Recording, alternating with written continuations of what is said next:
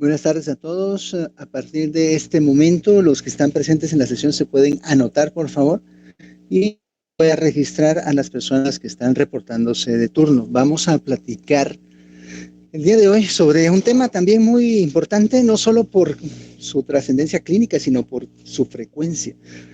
Uno de los dos trastornos de la función de la tiroides que vamos a comentar hoy, que es el hipotiroidismo, de hecho, se presenta hasta en un 4% de la población general. Algunas situaciones pueden incrementar su frecuencia de presentación, así que vamos a iniciar con las bases. Primero recordemos que la forma en la que las hormonas tiroideas regulan su secreción está dada a través de un mecanismo de retroalimentación negativo en el cual el hipotálamo regula la producción de hormona liberadora de tirotropina a nivel de la hipófisis anterior, y esta a su vez lo que hace es estimular a través de la unión con su receptor en los tirocitos la producción de hormonas tiroideas. Aquí lo que actúa es la hormona estimulante de tiroides o TSH.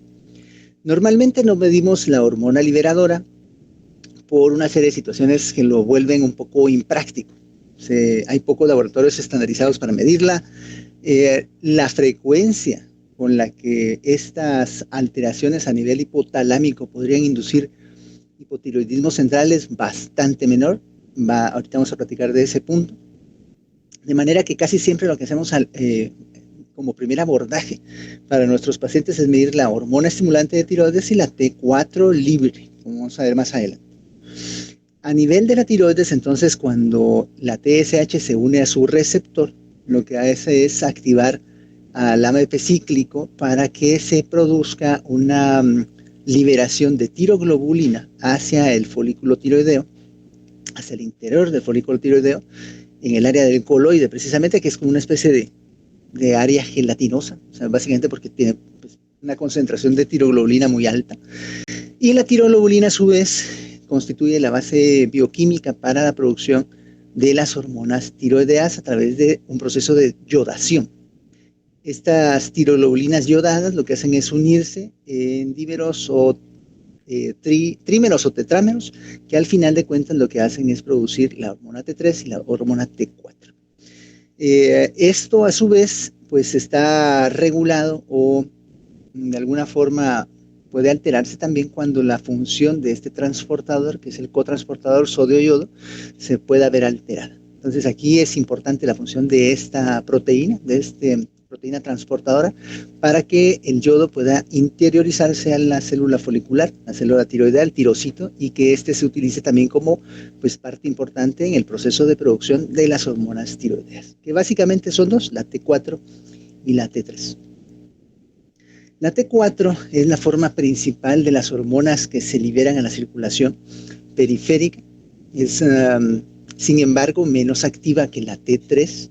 La T3 ya es la que ejerce el efecto regulador de los genes a nivel intracelular en las células a las cuales se utiliza o en las cuales hace su acción. La T3 inversa o reversa es una forma de metabolizar también las hormonas de tiroides, la T4 en particular, pero es mucho menos potente. No es que sea totalmente inactiva, pero el nivel de actividad que tiene es sumamente baja.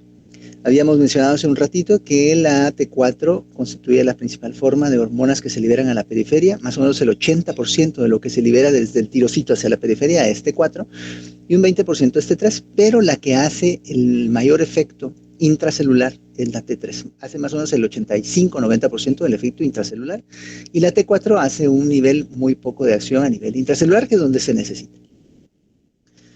Entrando ya de lleno a los dos trastornos principales de la función tiroidea que vamos a platicar hoy, primero vamos a platicar de bocio y de hipotiroidismo.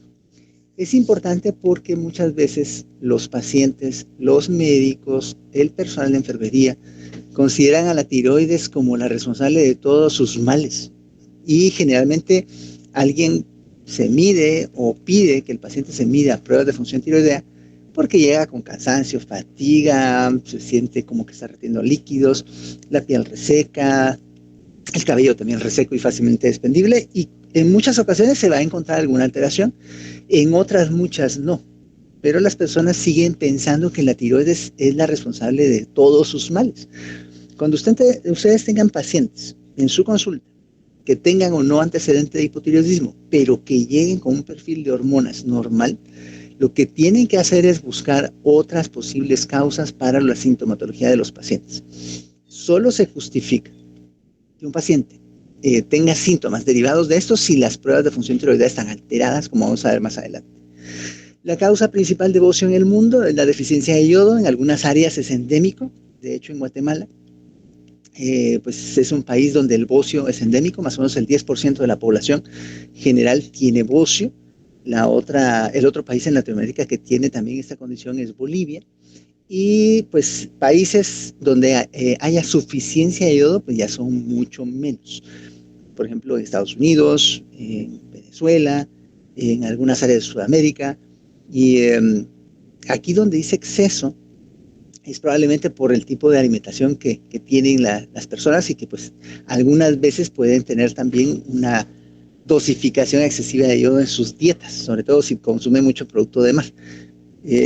O si está sobredosificada o sobresuplementada por ejemplo, en la sal. De hecho, en Guatemala, la legislación todavía requiere que los productores de sal, los que comercializan sal, la yoden para que de esa forma se reduzca la posibilidad de que los pacientes en Guatemala desarrollen bocio. Sin embargo, aquí pues con frecuencia vemos que muchas de las sales que se consumen pues en la población general no contienen yodo suficiente o no tienen ni siquiera yodo. Nuestra casuística viene desde hace tiempo, o sea, nuestro problema. Este es un estudio de los años 50 más o menos, en los cuales ya se empezaba a explorar qué tan frecuente era la presencia de bocio en el país, y vemos cómo algunas regiones, sobre todo las áreas del altiplano como Huehuetenango, Quiché, Alta Verapaz, tienen porcentajes muy altos, muy elevados de bocio.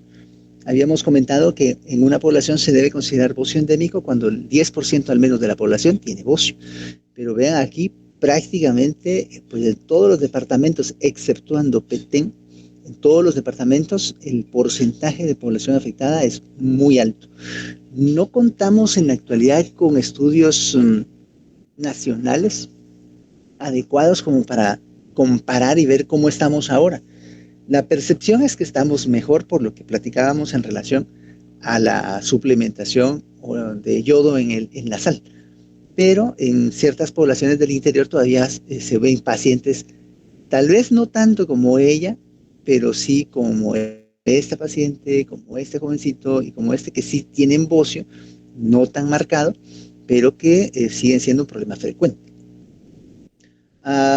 Nuestros indicadores de salud nutricional indican que tenemos un consumo de yodo, digamos, variable y que raya en la insuficiencia. ¿Cuánto necesitamos de yodo para vivir diariamente? Los adultos necesitamos 100 microgramos de yodo en la dieta, que al final no es tanto, o sea, con la suplementación de la sal que usamos para cocinar sería suficiente, o con una rodaja de pan integral procesado, ese podría ser suficiente fuente de yodo diario. Pero algunas poblaciones no tienen acceso a eso. Y en ciertas poblaciones, de hecho, se requiere una cantidad mayor de yodo. Por ejemplo, en la población embarazada. Las mujeres embarazadas necesitan consumir diariamente de 150 a 200 microgramos de yodo estable o de yodo orgánico en su dieta para no tener problemas de producción de hormonas, y sobre todo en la primera etapa de embarazo, para asegurarse de que el desarrollo del bebé se dé de forma adecuada. Pero vean acá este estudio, este reporte del 2011 de poblaciones en el altiplano, en el cual se determinó que la mediana de yodo en la orina de estas pacientes era de 125 microgramos litro, y pues esto lo que marca es que tienen una deficiencia. Estas pacientes deberían tener por lo menos 150. En pacientes no embarazadas la mediana era 139, o sea, ahí estamos bien, pero el problema es el embarazo. El embarazo hace que las pacientes requieran más yodo en la dieta. La encuesta nacional de nutrición del 95 decía que las mujeres en edad fértil tenían 222 microgramos como mediana de yodo en la orina, o sea, estábamos mejor en aquel entonces. pero vean cómo esto ha ido reduciéndose con el tiempo, con el pasar de los años. Y en parte también derivado de que pues muchos de los que comercializan yodo o que producen yodo no quieren ya suplementarlo. Y muchas de las sales que se consumen, sobre todo en supermercados de barrio o en mercados así públicos o nacionales, no está suplementada con yodo suficiente. Cuando tenemos que analizar entonces qué sucede, vemos lo que platicábamos hace un rato, la mayor cantidad de la hormona que secreta la tiroides es T4 y una menor cantidad es T3.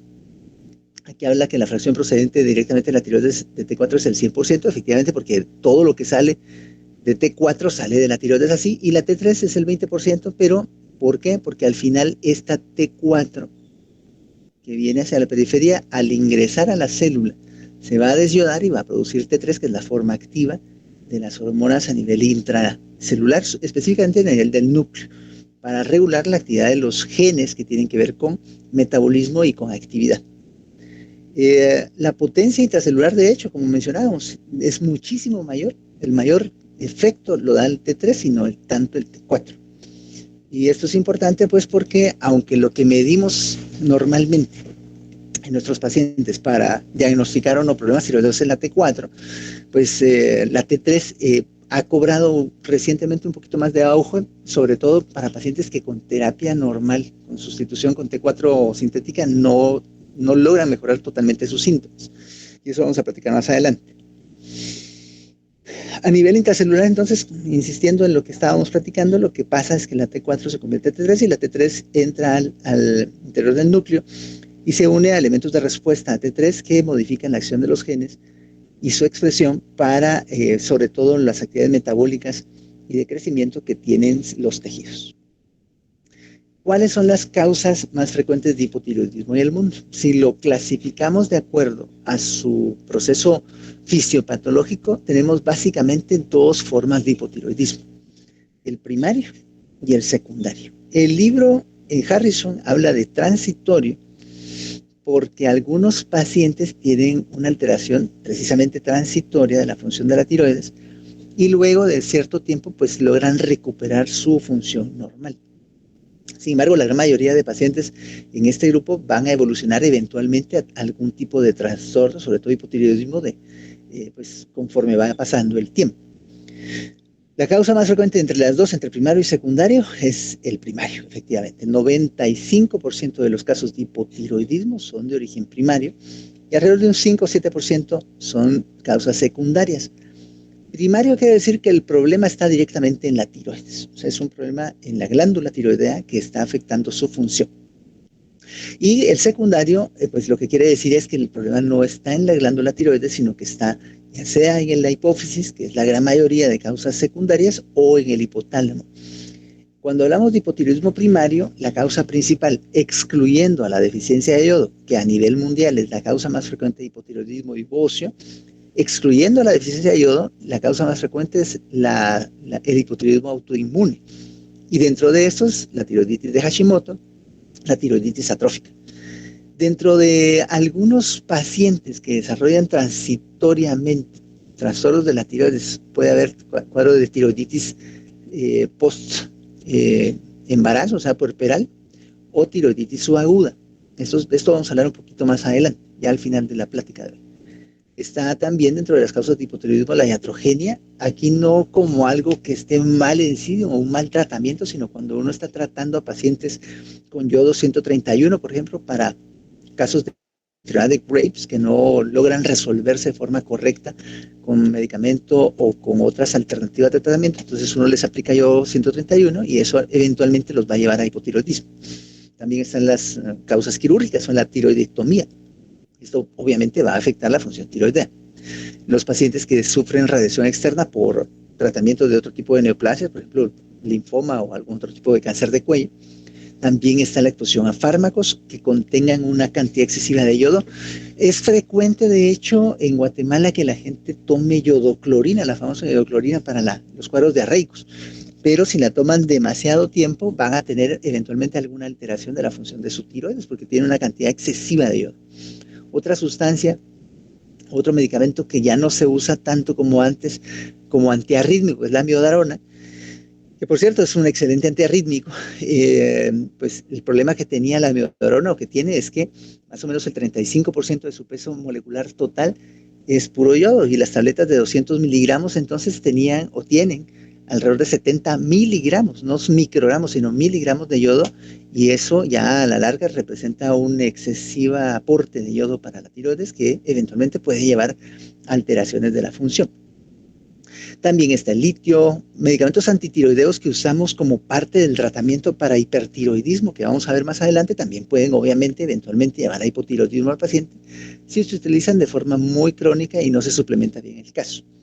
Medicamentos biológicos como los interferones, los anticuerpos monoclonales que se utilizan cada vez con mayor frecuencia para una gran cantidad de problemas o de enfermedades, desde enfermedades oncológicas hasta problemas como asma bronquial. O sea, hay cada vez más amplitud de las indicaciones de los anticuerpos monoclonales como parte del tratamiento para casos que no responden a terapias convencionales. Está también el hipotiroidismo congénito, que es importante recordar que a todos los niños en Guatemala por ley se les tiene que hacer pruebas de tamizaje, sobre todo TSH cuando nacen, para detectar precisamente si tiene alguna alteración congénita de la función tiroidea y reemplazarlo de manera oportuna, evitando de esa forma que llegue a desarrollar problemas neurológicos permanentes por un inadecuado tratamiento en esa primera etapa de la infancia. La deficiencia de yodo que habíamos comentado, ¿verdad?, sigue siendo causa importante de hipotiroidismo. Trastornos de tipo infiltrativo, enfermedades que no son tan frecuentes, pero que sí pueden afectar de forma multiorgánica a los pacientes, no solo tiroides, sino una serie de órganos y aparatos y sistemas en el cuerpo, como la amiloidosis, la hemocromatosis, la sarcoidosis, la esclerodermia, algunos otros tipos de enfermedades por depósito, que son causas importantes de este tipo de problemas. Dentro de las causas secundarias, las más frecuentes siempre son tumores, o sea, y generalmente tumores tal vez ni siquiera malignos, sino pues adenomas hipoficiarios o tumores que afectan el área de la silla turca, craneofaringiomas, por ejemplo. Todas estas causas constituyen la principal causa de hipotiroidismo de origen central o secundario. Pero también antecedentes de cirugía, irradiación hipoficiaria, problemas infiltrativos, síndrome de Sheehan. Esto hay que pensarlo en señoras más o menos entre los 55 y 65 años de edad, que empiezan con un cuadro de deterioro crónico muy significativo y con una hipoactividad cada vez más intensa, que llegan con hiponatremia, muy hipoactivas, con la piel muy fría y reseca, o sea, mucho dato de hipotiroidismo crónico. Y cuando ustedes le miden su perfil, lo que tienen es una TSH muy bajita, o sea, suprimida, pero la T4 también está muy baja. En esos casos podría haber habido este problema incluso décadas antes. Siempre es importante ver la historia de sus embarazos y si hubo complicaciones en alguno, si dieron lactancia o no, y si no dieron lactancia, cuál fue la posible causa para que no pudieran dar lactancia. Porque eso ya lo va orientando a uno a problemas precisamente de hipoxia a nivel del tejido hipoficiario que hayan afectado su función de forma crónica. Pero eso se va desarrollando con el tiempo. Traumatismos, fíjense que esto es importante porque los pacientes que tienen traumas craneoencefálicos pueden tener alteraciones de la función de algunas áreas de la hipófisis en el periodo inmediatamente posterior al trauma, o si son sometidos a cirugía también postquirúrgicos, pero algunos pacientes cuando se recuperan 1 o 2 décadas después empiezan a tener alteraciones de la función hipoficiaria. Entonces siempre hay que preguntar específicamente por este antecedente de posibles traumatismos, como buscando pues la causa para explicar por qué la hipófisis no está trabajando bien. Algunas causas un poquito más raras, problemas específicos de la TSH, ya sea con inadecuada producción o con una producción de una TSH defectuosa, digamos que no tenga un efecto adecuado. Tratamiento con betacaroteno, que esto se usa mucho para pacientes con problemas dermatológicos. Y bueno, otras situaciones ya del hipotálamo que hemos comentado. Siempre tumores es la causa principal. Traumatismos y problemas infiltrativos. Esto es menos frecuente, no lo vemos realmente nosotros como internistas, lo ven más obviamente los pediatras, pero vean todo lo que puede pasar mal, o sea, todos los genes que pueden afectar o estar alterados y eventualmente llevar a que los pacientes tengan hipotiroidismo congénito. 1 de cada 4,000 recién nacidos tiene problema en su tiroides. 1 de cada 4,000, o sea, no es un problema tan infrecuente tampoco. Pero las consecuencias de no detectarlo y no tratarlo de forma adecuada para la familia, obviamente para el paciente, para el sistema de salud, para todos, tiene un costo invaluable. O sea, lo que hay que hacer es seguir haciendo las pruebas de tamizaje. ¿Cuáles son las características más notorias del hipotiroidismo en adultos? Dentro de los síntomas, de lo que los pacientes siempre se van a quejar es de cansancio, fatiga, debilidad, problemas de la piel, problemas del cabello, se está cayendo mucho, problemas de la memoria, problemas para concentrarse, estreñimiento, ganancia de peso. De hecho, esto es una causa frecuente de consulta en mi clínica. Muchos pacientes llegan porque están tratando de bajar de peso o lo han intentado durante mucho tiempo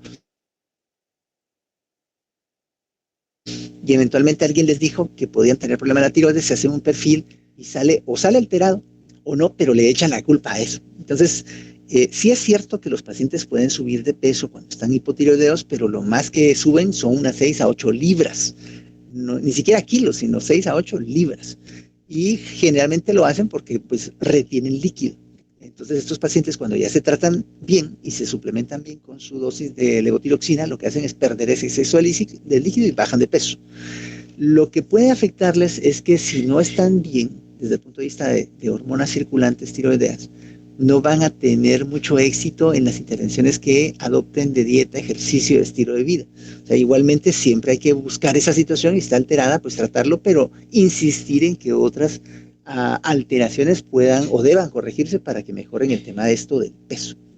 Algunos llegan a tener voz ronca, pero generalmente es en cuadros muy crónicos, maltratados. Ahí puede haber pues alteraciones de la voz.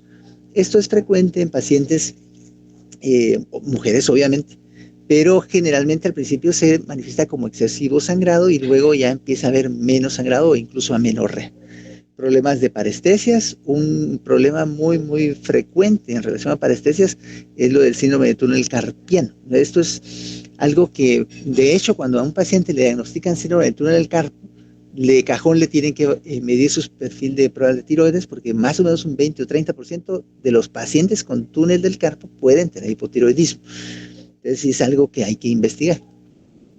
Pero generalmente los signos tienen que ver con lo que ya platicamos, la piel seca y áspera, frialdad de las extremidades, un aspecto como abotagado, hinchado de la cara, los párpados hinchados.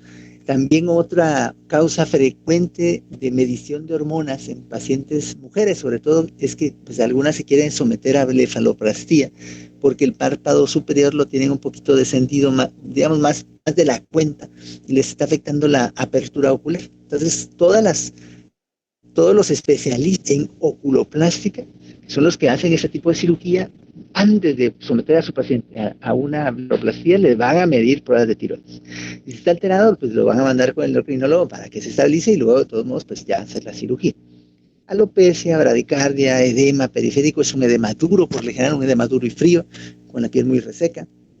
Y en casos muy severos, crónicos, pues puede haber derrames también de cavidades serosas. Por ejemplo, lo que hablamos la vez pasada con pericarditis, solo que crónica, estos pacientes cuando están muy mal descompensados crónicamente pueden acumular líquido a nivel pericárdico, pero también puede haber derrames pleurales, puede haber ascitis, puede haber derrames en otras cavidades. Esto es importante que lo recordemos siempre, por favor. Una concentración normal de hormona estimulante de tiroides sí me puede excluir hipotiroidismo primario. O sea, yo con una TSH normal le puedo decir a un paciente, mire, pues su tiroides parece funcionar bien. Pero cuando está normal, no puedo descartar ese 5% que les decía yo de causas secundarias de hipotiroidismo. ¿Por qué? Porque esos pacientes lo que van a tener como manifestación es una TSH normal, entre comillas, o ligeramente baja, pero con una T4 libre, una T3 libre, que van a estar bajas. Entonces, lo ideal siempre, aparte de medir TSH, es que midan la T4 libre también, para poder ir definiendo cuáles son las posibles causas, si es que efectivamente el paciente tiene una alteración de la función de la tiroides. Entonces, empezamos con la TSH. Si la TSH es normal y la T4 libre también es normal, pues ya, listo, miren, no se realizan más pruebas adicionales, por lo menos no para ver si el paciente tiene o no hipotiroidismo. Una TSH normal y una T4 libre normal, simplemente me dicen que la tiroides está trabajando bien. Ahora, si la TSH es normal, pero digamos, yo pienso que el paciente puede tener una enfermedad hipoficiaria porque, no sé, tuvo un traumatismo hace tiempo, porque tuvo irradiación de cráneo, porque le hicieron una cirugía hace tiempo también de cráneo, o porque tiene un adenoma hipoficiario, por la causa que sea, yo podría pensar entonces que le debo de hacer también, pues no solo su T4 libre, sino si la encuentro ya alterada, si la encuentro baja, aún con una TSH normal, yo lo que tengo que decirle a mi paciente o diagnosticarle es precisamente hipotiroidismo central o secundario. Y de acuerdo a eso, pues ya establezco cuál es mi procedimiento de abordaje diagnóstico. Generalmente lo que vamos a hacerle es una resonancia de la hipófisis para ver cómo está, si tiene, no sé, una ciática vacía, si tiene un adenoma, si tiene una masa intracraniana o lo que fuera. O descartarlo, pues descartar que tenga eso. Si los pacientes no tienen antecedentes de enfermedad hipoficiaria, pero tiene su TSH normal, pues uno ya debería pensar en otras posibles explicaciones para la sintomatología de su paciente. Si la TSH está elevada y la T4 libre es normal, entonces yo le diagnostico hipotiroidismo leve, dice el libro. El libro habla del hipotiroidismo leve, pero en todas las demás literaturas que ustedes revisen, lo que va a encontrar para referirse a esa condición, con una T4 libre normal y una TSH elevada, es hipotiroidismo subclínico. ¿Sí? Ese es el término que se recibe o recibe ese tipo de alteración del perfil. TSH normal, perdón, elevada, con T4 libre normal, hipotiroidismo subclínico. Cuando tengo esto, lo que tengo que hacer también es medir la presencia de anticuerpos. Como habíamos platicado cuando hablamos de las causas, la presencia de autoinmunidad es fuera de deficiencia de yodo la causa principal de hipotiroidismo en el mundo. Entonces, si tengo anticuerpos positivos, una TSH elevada y T4 libre normal, entonces a este paciente yo debería considerar darle tratamiento a dosis bajitas con levotiroxina. Si tiene una TSH elevada con T4 libre normal, pero los anticuerpos son negativos, el libro lo que propone es que yo lo vigile de forma anual. A estos pacientes, la verdad es que aunque no tengan muchos síntomas, uno debería de considerar el contexto del paciente para ver si le da tratamiento o no. Por ejemplo, el hipotiroidismo subclínico sí amerita tratamiento en pacientes embarazadas, en pacientes en edad pediátrica, en adolescentes, en pacientes que tienen bocio, aunque no tengan síntomas pero ustedes lo examinaron y tiene bocio, pues hay que tratarlo.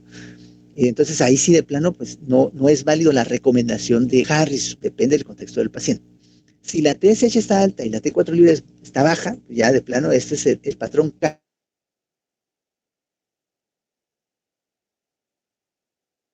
tiroidismo primario, es pues la autoinmunidad, anticuerpos contra su glándula y la fue destruyendo gradualmente y pues amerita obviamente tratamiento con levotiroxina. Si el patrón es con una TSH alta, el T4 libre está bajo, pero los anticuerpos negativos, pues yo debería de considerar otras posibles causas. Deficiencia de yodo crónico, problemas postvirales, situaciones de interacción con otros medicamentos que esté tomando el paciente, o sea, otro tipo de situaciones para explicar por qué tiene hipotiroidismo, pero igualmente, aunque no encuentre la causa, yo lo debo tratar, o sea, hay que tratar a cualquier paciente con hipotiroidismo primario, hay que darle levotiroxina. De hecho, la levotiroxina es el tratamiento de primera elección para estos casos, ya sea hipotiroidismo central o hipotiroidismo primario. La dosis se calcula a 1.6 microgramos por kilo de peso. En adultos habitualmente la dosis va a oscilar entre 100 y 150 microgramos al día. Siempre hay que pedirle al paciente que la tome al menos entre 30 y 60 minutos antes del desayuno con agua pura, que distancie cualquier otro medicamento de la toma de la levotiroxina al menos unas 4 horas. Si tiene que tomar hierro, si tiene que tomar vitaminas o algo, que los tome mejor hasta después de mediodía, que evite tomar inhibidores de bomba de protones para no afectar la capacidad de absorción del medicamento, y si lo tiene que tomar por alguna razón, que los tome los inhibidores de bomba de protones antes de almuerzo, no antes de desayuno. Y dejar la levotiroxina para tomarla solita en la mañana, todos los días tempranito, a primera hora, a la misma hora, siempre con agua pura, para que de esa forma se asegure que el paciente tenga una buena absorción del medicamento. Luego le voy midiendo sus hormonas, pues, más o menos cada 6 a 8 semanas, estabiliza, ya lo puedo ir distanciando, le mido cada 3 a 4 meses, y si ya pasa 2 o 3 evaluaciones más estable, ya lo puedo citar una vez al año solo para ver que siga estando estable, o ver si tiene algún otro problema de salud. El tratamiento del hipotiroidismo subclínico, como habíamos comentado, estos pacientes no siempre hay que tratarlos, pero cuando tienen esas características que les decía, si es adolescente, si es un niño que está en crecimiento, si es una madre embarazada, si es un paciente que tiene bocio, en esos casos sí vale la pena darle levotiroxina, aunque la dosis se calcula a un cuarto o a la mitad de lo que está aquí descrito. O sea, esos pacientes casi siempre van a requerir 25, 50 microgramos cuando mucho. Y la forma de monitorearlo es igual. Hay que hacerle su primer perfil de control más o menos a las 6, 8 semanas. Y luego de ahí, pues ya si va estable, ya le voy distanciando las mediciones. Embarazo, de plano hay que tratarlo. El otro trastorno de la tiroides o de la función tiroidea que vamos a platicar es el hipertiroidismo o tirotoxicosis, el término más correcto, digamos, para referirse a la sintomatología derivada del exceso de hormonas de tiroides es precisamente tirotoxicosis. Eso es lo que se refiere a la sintomatología, al síndrome clínico que da el exceso de hormonas de tiroides. Porque cuando hablamos de hipertiroidismo, lo que estamos implicando acá es que el paciente tiene un exceso de función de su tiroides. O sea, la función tiroidea en este caso está elevada. La causa principal de hipertiroidismo del mundo es la enfermedad de Graves. Esa es la causa más importante. Y su triada clínica clásica tiene que ver con bocio, oftalmopatía y dermopatía. No todos los pacientes tienen las tres características. De hecho, la más frecuente y la más importante en Graves es el bocio. Pero también puede haber oftalmopatía en un 30 a 40% de casos, y la dermopatía depende más bien de la cronicidad del problema y del tratamiento que tenga o no el paciente.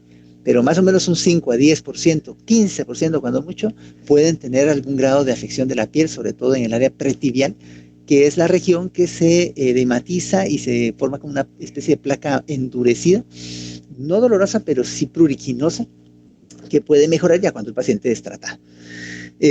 Otras causas de hipertiroidismo primario, recuerden, hipertiroidismo, exceso de función. Otras causas de hipertiroidismo después de Graves está el bocio multinodular tóxico. Esto generalmente lo vemos en pacientes de la tercera edad con bocios muy crónicos multinodulares, en los cuales eventualmente un nódulo o varios empiezan a autonomizarse, digamos, se vuelven autónomos y empiezan a trabajar en exceso, perdiendo la regulación normal de la función.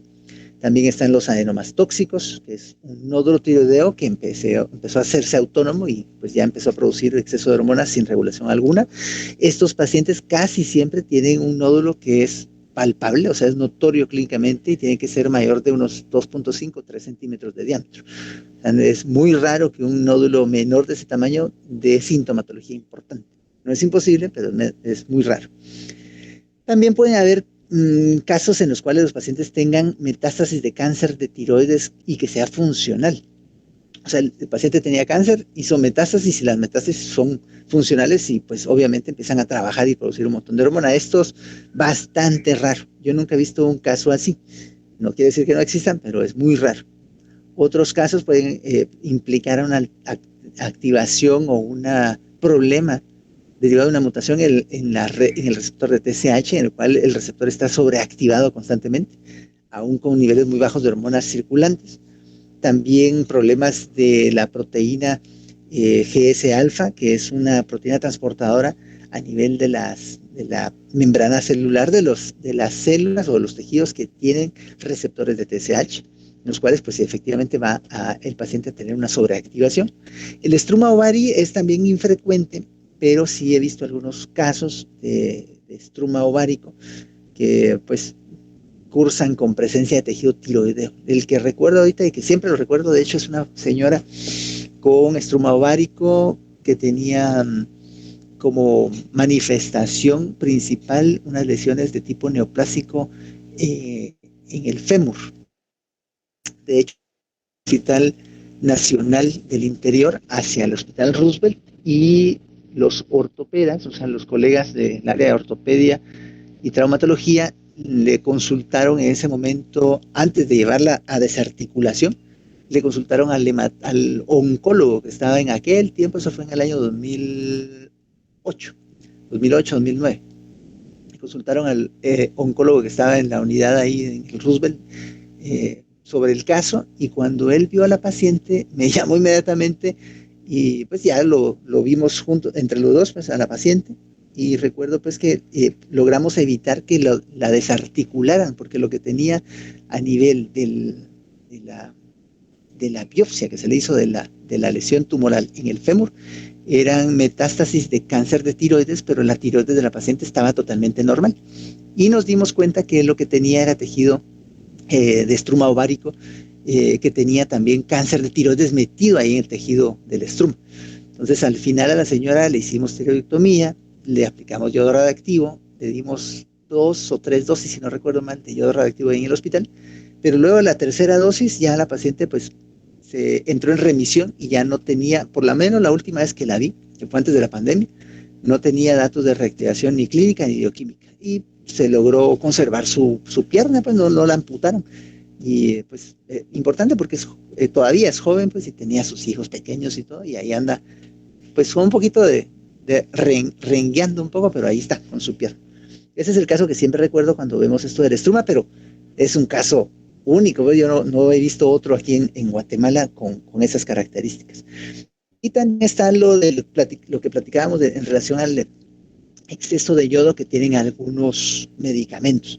Ese exceso de yodo lo que hace al final es bloquear los mecanismos de producción de hormonas, pero en algunos casos puede también, como se aporta mayor cantidad de yodo, acelerar esos mecanismos.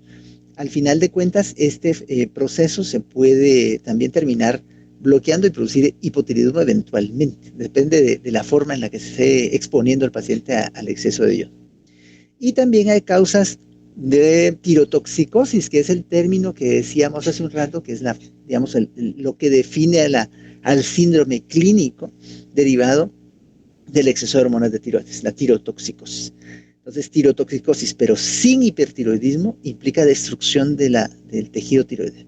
Y esta destrucción puede ser por tiroiditis subaguda, por tiroiditis asintomática, que es una forma de tiroiditis subaguda, por otras causas de tiroiditis como exposición a amiodarona también, radiación, infartos de un adenoma tiroideo, y también puede haber otras causas de tirotoxicosis sin hipertiroidismo, sobre todo si el paciente está consumiendo de forma consciente o inconsciente una excesiva cantidad de hormonas de tiroides. Por ejemplo, la causa principal de esto es que el paciente esté recibiendo más levotiroxina de la que necesita. Y la otra causa de hipertiroidismo, pues estas son muchísimo más raras. Menos del 1% de las causas de hipertiroidismo o tirotoxicosis en el mundo tienen que ver con causas fuera de la glándula, pero la más frecuente es un adenoma hipofisiario secretor de TSH. En mi vida yo he visto solo 2 casos de adenomas productores de TSH, estos se llaman tirotropinomas o TSH-omas, son muy raros y también son un poquito difíciles de tratar porque no responden adecuadamente a las terapias que uno les da para el tema de tiroides, porque el problema no está en la tiroides específicamente, y también tienden a recurrir mucho si el paciente es sometido a una cirugía hipofisiaria, o sea, es bien problemático. También está el síndrome de resistencia a la hormona tiroidea. Esto es muchísimo más raro. Yo tal vez he visto un caso en mi vida, pero no recuerdo más que uno que vi en México y luego de ningún otro. Esto no es infrecuente. Tumores secretores de gonadotropina coriónica, las famosas molas hidativiformes. Esto lo ven obviamente más las colegas del área de ginecobstetricia. Pero con frecuencia sucede que los pacientes, o mejor dicho, los colegas consultan a la unidad de endocrinología porque pues, le hacen un perfil de hormonas de tiroides a la paciente y sale alteradísimo, pero generalmente tiene que ver con que está produciendo esa masa tumoral, ese tumor está produciendo mucha gonadotropina coriónica y esta altera el perfil de pruebas de función tiroidea del paciente. Y también, un mecanismo parecido tiene que ver con la tirotoxicosis del embarazo o gravídica. ¿Cuáles son los síntomas y signos más frecuentes? Pues igual, los síntomas incluyen hiperactividad, irritabilidad, disforia, intranquilidad, Los pacientes están irritables, no toleran el calor, están moviéndose cada rato, tienen palpitaciones, fatiga, se sienten débiles. Generalmente pierden peso, ¿sí? Pero comen mucho. En algunos casos, el menor porcentaje, menos de un 5%, pueden, como comen demasiado, pueden ganar peso, pero no es lo más frecuente. Casi siempre lo que hacen es perder peso. Puede haber diarrea, a veces sí hay, a veces no, poliuria, alteraciones también de la menstruación, disminución de la libido. Y entre los signos, lo más frecuente es encontrarlos con taquicardia. Algunas veces puede presentarse como fibrilación auricular, sobre todo en pacientes de la tercera edad, temblor de manos, temblor del cuerpo, presencia de bocio, como hemos dicho con el caso de enfermedad de Graves, la piel húmeda y caliente, debilidad muscular, incluso algunos casos de pacientes que tienen parálisis hipocalémica familiar. También recuerdo el caso de un paciente hace como unos 8 años más o menos, un paciente que iba y venía a su casa, o sea, llegaba hoy, estaba hipocalémico, le ponían potasio, se recuperaba y lo mandaban a su casa. Regresaba en la noche, otra vez igual, lo mandaban a su casa y regresaba el otro día y lo ingresaron y egresaron como unas 5 o 6 veces. Al fin a alguien se le iluminó el cerebro, lo metieron a intensivo, nos consultaron y le hicimos el perfil de hormonas de tiroides y cabal, o sea, tenía bocio, estaba hipertiroideo y bueno, ya se le dio tratamiento. Si no recuerdo mal, si el doctor Geffard está ahí, tal vez se recuerda, ese paciente era, de hecho creo que era estudiante de medicina o era colega, pero por ahí el doctor Geffard nos recordará si tiene memoria para esto. Pero resulta que ya pues, cuando lo tratamos ya se le corrigió todos estos problemas. También puede haber retracción palpebral, una respuesta palpebral lenta. La oftalmopatía, de hecho, es algo bastante común como causa de consulta. Los pacientes se preocupan mucho. Si no tienen edema, eritema, dolor, parálisis de los músculos extraoculares, si no tienen mayor manifestación oftalmológica, su pregunta siempre es, mire doctor, y no se me van a saltar los ojos. O sea, siempre están preocupados por ese tema, más que por el bocio, por los ojos, porque es obviamente lo que más notorio puede ser clínicamente. Pero estos pacientes, afortunadamente, no tienen cuadros tan severos de manera muy frecuente. Si tienen oftalmopatía, casi siempre es leve, tal vez un poquito de irritación de la conjuntiva, mucha resequedad, eso sí es bastante común que tengan resequedad de la conjuntiva y uno les tiene que dejar así que de rutina también, pues gotas lubricantes. Esto es lo de la dermopatía que les decía, es una especie de placa en el área pretibial con tendencia a enrojecimiento y prurito. No duele, pero sí pica mucho y uno usa esteroides locales aquí para aliviar un poquito la molestia, pero lo que hay que hacer es tratar el hipertiroidismo del paciente.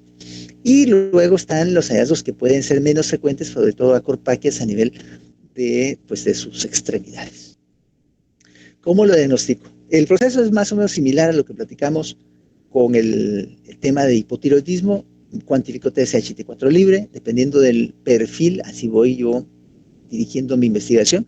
Si la TSH y T4 son normales, entonces ya me quedo tranquilo, la función tiroidea está bien, no le hago más pruebas de tiroides, ¿no? Pero investigo otras causas para los síntomas del paciente. Si la TSH está muy baja y la T4 libre está alta, pues ahí sí, de plano, diagnostico tirotoxicosis primaria o hipertiroidismo primario, y de esa forma ya lo voy dirigiendo. Si tiene bocio, si tiene oftalmopatía, si tiene neumopatía y tiene este perfil, pues lo que le digo al paciente es que tiene enfermedad de Graves, que es la causa más frecuente o más común de hipertiroidismo en el mundo. Si no tiene esto, puedo considerar que tenga o ya bien un adenoma tóxico o un bocio multinodular. Y en todo caso lo que tengo que hacer es definirlo porque al final el tratamiento puede ser un poco diferente en ambas causas.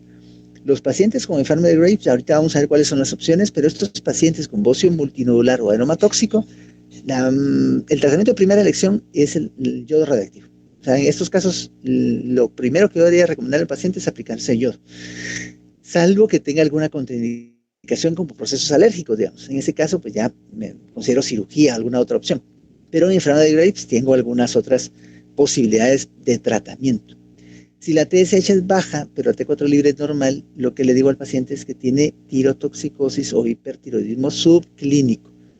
Aquí lo que dice el libro igual es vigilarlo cada 6, 12 semanas. Realmente a sus pacientes lo que hay que hacer es tratarlos. O sea, les tratamos los síntomas y si yo considero que lo que tiene es un cuadro de enfermedad de Graves muy incipiente, entonces le doy un bloqueador de producción de hormonas de tiroides, o sea, tengo que ver qué voy a hacer con él al final.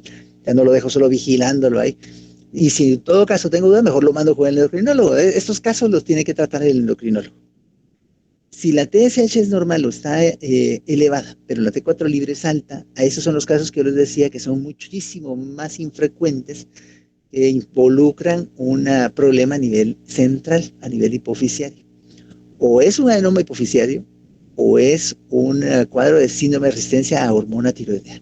¿Cómo diferencio a estos dos? Los pacientes que tienen adenomas hipofisiarios productores de TSH, los TSH-omas o tirotropinomas, tienen la TSH elevada con una T4 libre también elevada y tienen bocio, pero no tienen oftalmopatía ni nervopatía.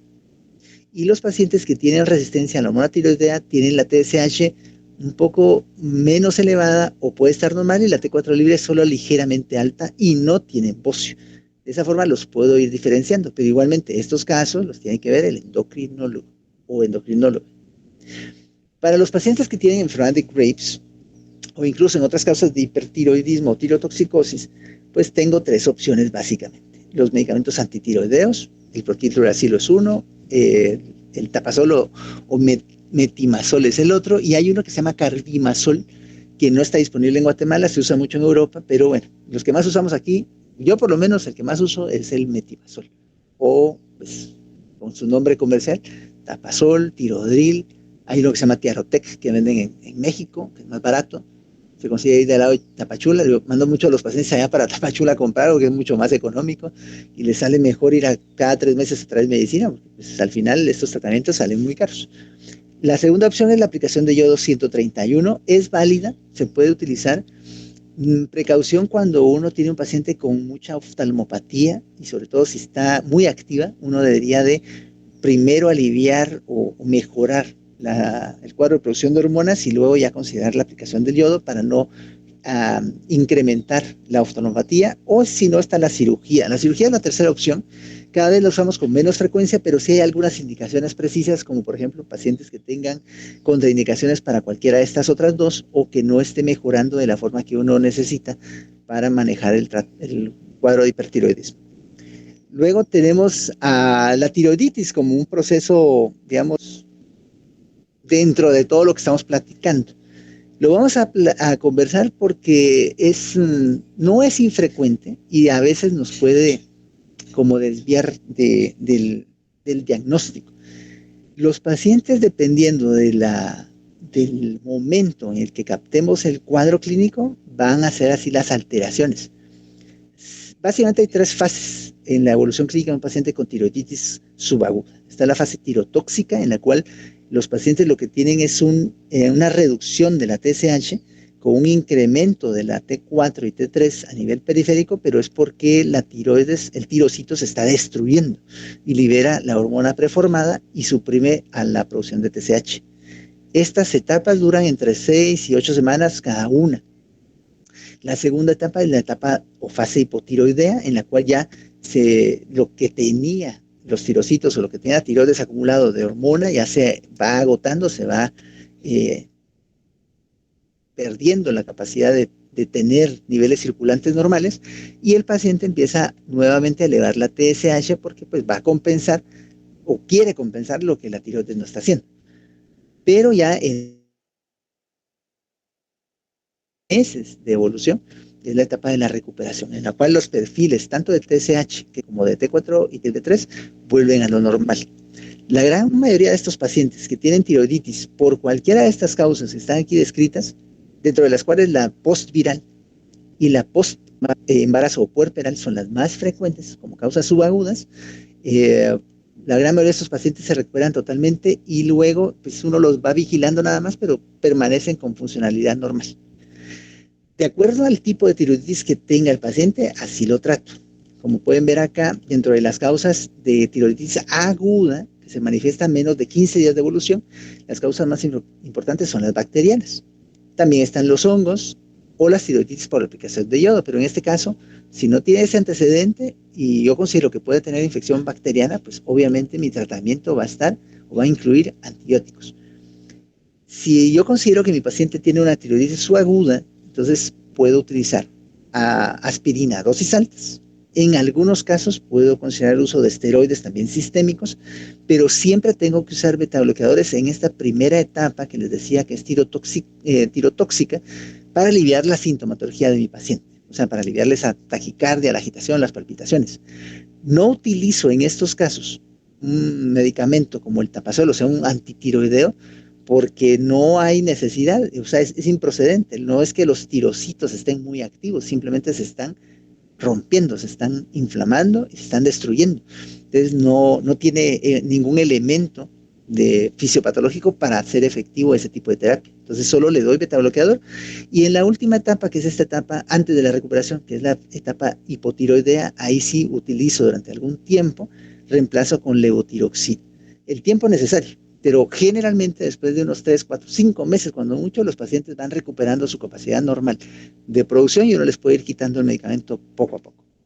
Con esto termino la actividad del día de hoy, recordándoles que pues ya estamos próximos a la siguiente evaluación, así que pónganse mucho las pilas, por favor, sigan estudiando y vamos a dejar